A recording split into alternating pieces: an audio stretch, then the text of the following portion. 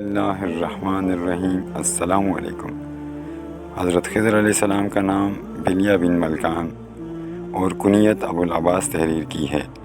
ایک قول ہے کہ آپ بنی اسرائیل میں سے ہیں، ایک قول ہے کہ آپ شہزادے ہیں۔ آپ نے دنیا ترک کر کے ذات اختیار فرمایا۔ آپ ولی تو بالیقین ہیں ہی۔ آپ کی نبوت میں اختلاف ہے۔ آپ کے لقب خضر کی وجہ احادیث میں یہ بیان کی جاتی ہے کہ آپ جہاں بیٹھے یا نماز پڑھتے ہیں وہاں اگر گھاس خشک ہو تو سرسبز ہو جاتی ہے۔ آپ کا زمانہ ذوالقرنین بادشاہ کا زمانہ ہے۔ ذوالقرنین نے جن کا ذکر قرآن مجید کی سورہ کہف میں ہے، ذوالقرنین کا نام سکندر ہے۔ یہ حضرت خضر علیہ السلام کے خالہ زاد بھائی ہیں۔ انہوں نے اسکندریہ بنایا اور اس کا نام اپنے نام پر رکھا۔ حضرت خضر علیہ السلام ان کے وزیر تھے۔ دنیا میں ایسے 4 بادشاہ ہوئے ہیں جو تمام دنیا پر حکمران تھے۔ ان میں 2 مومن تھے، ایک حضرت ذوالقرنین اور دوسرے حضرت سلیمان علیہ السلام۔ 2 کافر تھے، ایک نمرود اور ایک بخت نصر۔ ایک 5ویں بادشاہ اس امت سے ہونے والے ہیں جس کا اسم مبارک حضرت امام مہدی رضی اللہ تعالیٰ عنہ ہے۔ ان کی حکومت تمام روئے زمین پر ہوگی۔ ذوالقرنین کی نبوت میں اختلاف ہے۔ مولا علی کرم اللہ وجہہ نے فرمایا کہ وہ نبی نہ تھے نہ فرشتے تھے بلکہ اللہ سے محبت کرنے والے بندے تھے۔ اللہ نے انہیں محبوب بنا لیا تھا۔ انسان کو جس چیز کی حاجت و ضرورت ہوتی ہے اور جو کچھ بادشاہوں کو ممالک فتح کرنے اور سلطنت کو وسیع کرنے اور پھیلانے میں چاہیے ہوتا ہے، وہ سب کچھ اللہ رب العزت نے انہیں عطا کیا تھا۔ ذوالقرنین نے کتابوں میں دیکھا تھا کہ اولاد سام میں سے ایک شخص چشمہ حیات سے پانی پیے گا اور اس کو موت نہ آئے گی۔ اسے دیکھ کر وہ چشمہ حیات کی تلاش میں مغرب کی طرف روانہ ہوئے اور آپ کے ساتھ حضرت خضر علیہ السلام بھی تھے، تو چشمہ حیات تک پہنچ گئے اور انہوں نے پانی بھی پی لیا، مگر ذوالقرنین کے مقدر میں نہ تھا، انہوں نے نہ پیا۔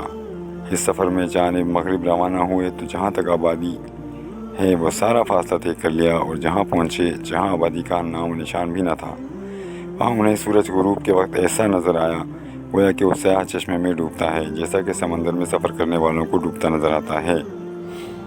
قصص الانبیاء میں یہ واقعہ اس طرح لکھا ہے۔ ذوالقرنین نے علماء اور حکماء سے پوچھا کہ تم نے کسی کتاب میں دیکھا ہے کوئی ایسا نسخہ جس کے استعمال سے عمر اتنی لمبی ہو جائے کہ آدمی تصور بھی نہ کر سکے، یا ایسا نسخہ جس کے استعمال سے آدمی کو موت نہ آئے؟ ان میں سے ایک حکیم نے عرض کیا کہ حضور، میں نے ایک قدیم کتاب وصیت نامہ آدم میں دیکھا ہے کہ اللہ تعالیٰ نے ایک چشمہ آب حیات کو کاف میں پیدا کیا ہے۔ اس کا پانی دودھ سے زیادہ سفید اور برف سے زیادہ ٹھنڈا اور شہد سے زیادہ میٹھا، مکھن سے نرم اور مشک سے زیادہ خوشبودار ہے۔ جو اس کو پیے گا اس کو موت نہ آئے گی اور قیامت تک زندہ رہے گا۔ اس پانی کا نام آب حیات ہے۔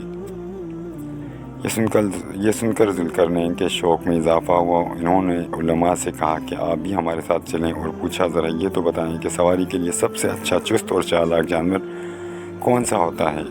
وہ بولے، ایسی اچھی نسل کی گھوڑی جس نے بچہ نہ جنا ہو۔ چنانچہ ذوالقرنین نے 1000 گھوڑیاں منگوائیں اور حضرت خضر علیہ السلام کو سب سے آگے کیا، یعنی رہبر بنایا۔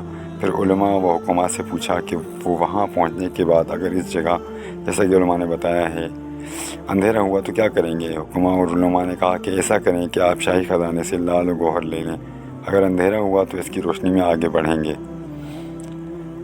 غرض ایک قیمتی لال جو اندھیرے میں روشن ہو جاتا تھا لیا گیا اور حضرت خضر علیہ السلام کے حوالے کیا گیا۔ تخت و تاج اور سلطنت ملازموں میں سے ایک عقل مند اور دانا ملازم کو سپرد کر کے 12 سال کے وعدے پر اس سے رخصت ہوئے۔ جب کوہ کاف پہنچے، راستہ بھول کر اس جگہ 1 سال تک پریشان و سرگرداں رہے، اور اسی اثنا میں حضرت خضر علیہ السلام لشکر سے جدا ہو کر اندھیرے علاقے میں جہاں سورج کی روشنی نہیں پہنچ سکتی تھی بھٹک گئے۔ پھر خیال آیا تو اس لال کو جیب سے نکال کر زمین پر رکھ دیا۔ اس کی روشنی سے اندھیرا دور ہو گیا اور اللہ کی کرم نوائی سے چشمہ آب حیات کا ان کو نظر آیا۔ حضرت خضر علیہ السلام نے وضو کر کے آب حیات پی لیا اور خدا کا شکر ادا کیا۔ چنانچہ حضرت خضر علیہ السلام کی عمر دراز ہوئی۔ پھر وہاں سے نکل کر وہ ایک اور اندھیری جگہ پہنچے تو دوبارہ اس لال کو نکال کر زمین پر رکھا، جس سے اندھیرا دور ہو گیا۔ جو لشکر کے لوگ اندھیرے میں تھے تمام خضر علیہ السلام کے پاس جمع ہو گئے، اور اس سفر میں ناکامی کے بعد ذوالقرنین نے تمام لشکر کو اپنے پاس سے رخصت کیا۔ ذوالقرنین وہیں رہ گئے اور عبادت میں مشغول ہو گئے۔ چند دنوں کے بعد ان کا انتقال ہو گیا اور وہ وہیں مدفون ہیں۔ اس واقعے سے پتہ چلتا ہے کہ حضرت خضر علیہ السلام کو ہمیشہ کی زندگی عطا ہو گئی تھی، اور اس کے بعد ہمیشہ زندہ رہیں گے یعنی قیامت تک، لیکن تاریخ یا احادیث میں ایسی کوئی بات، ایسا کوئی واقعہ نہیں ملتا جس سے ثابت ہو کہ آپ کے ساتھ القرنین کے بعد سے حضرت موسیٰ علیہ السلام کے واقعے تک جس کا ذکر قرآن مجید میں ہے کیا بیتی، آپ کیا کرتے رہے۔ جیسا کہ مشہور ہے کہ آپ بھٹکے ہوئے لوگوں کی رہنمائی کا فریضہ انجام دیتے ہیں اور پریشان حالوں کی مدد کرتے ہیں۔ البتہ موسیٰ علیہ السلام کو نبوت عطا ہونے اور فرعون کے غرق ہونے کے بعد خضر علیہ السلام کا حضرت موسیٰ علیہ السلام کو تعلیم دینے کے لیے حکم خداوندی ہونے کا واقعہ قرآن مجید میں تفصیل سے مذکور ہے، جس کی تشریح رسول اللہ صلی اللہ علیہ وآلہ وسلم نے احادیث مبارکہ میں بڑی تفصیل کے ساتھ بیان کی ہے۔ معزز ساتھیو، اگر آپ کو ہماری آج کی ویڈیو پسند آئے تو چینل کو سبسکرائب اور ویڈیو کو لائک ضرور کیجیے گا۔ ملتے ہیں اگلی ویڈیو میں۔ اللہ حافظ۔